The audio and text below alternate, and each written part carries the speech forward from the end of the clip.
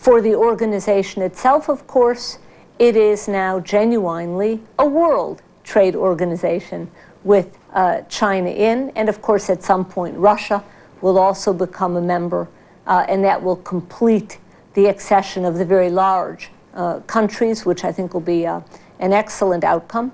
And for the United States, I think there are two aspects. One is the importance to the United States of economic reform in China, including an opening of the Chinese market. But the other is that the agreement itself on the bilateral side really helps, I think, to anchor the U.S.-China relationship in a very fundamental way, in a way that suggests that cooperation is better than confrontation, and in a way that suggests that the cost of not cooperating is actually very high. Now, the critics say that human rights, however, has taken a backseat. And with China in the WTO, permanent normal trade relations, they can't be kept in check. Human rights has never taken a backseat from the point of view of the United States. The question is, how does one best promote change in China in a manner that allows for greater social liberalization in China? Does one effect Chinese policy by repudiating China? By the notion that China should be isolated? This is not a winning formula. China, of course, will make her own decisions, and no country will be able to direct the affairs of China. Our hope would be that economic freedom and economic liberalization will lead to a further strengthening of human rights in China. Indeed, there are many in China's human rights community and in Hong Kong who believe that WTO accession in the longer run may have a positive effect on the human rights situation in China. That is our hope as well. Now, I want to take a look at the downside. For China, they're talking about 10 million farmers losing their jobs in the next 5 years because of the competition. What do you think will happen to China in the next 5 years? Accession is not intended to be in any way economically destabilizing.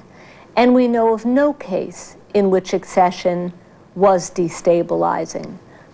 One of the ways in which we try and minimize any disruptive impact from accession is by phasing in the economic changes that need to take place so that countries proceed step by step in a methodical but not too rapid manner to put the changes into place. And that transitional period, which can be many years, tends to minimize any disruptive impact those changes may bring about. But the fact is, the Chinese economy today is far less efficient, far less productive, far less developed than it should be. And in that regard, whether or not there was WTO accession, a certain amount of dislocation, of job change, of job churning would occur in any event. One last question for you.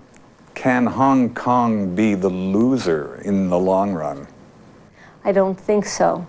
Trade is not a zero-sum game.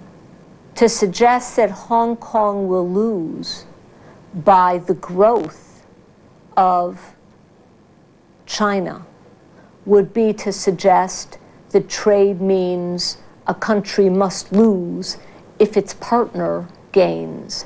And we know from 60 years of history of the modern trading system, the post-World War II trading system, which China has now rejoined, we know that trade is not a zero-sum game, and that countries depend on each other's prosperity for their own growth.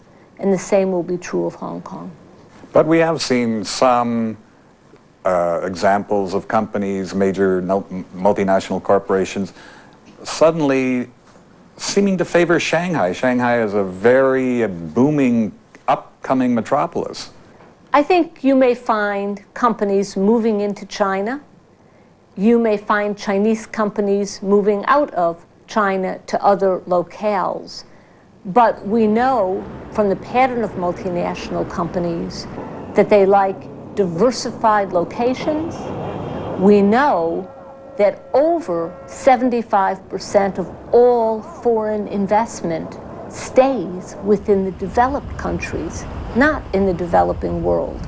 And that's because of stability reasons, infrastructure reasons, educated workforce, sophistication, technology, interface, so on and so forth. So the fact that some companies will be attracted to China, of course they will be. Some may move from Hong Kong, quite possible. Does that suggest that the Hong Kong economy in the long run will suffer? Not at all. Ambassador Barshevsky, thanks very much. My pleasure, thank you. Charlene Barshevsky is now a senior international partner with the American law firm Wilmer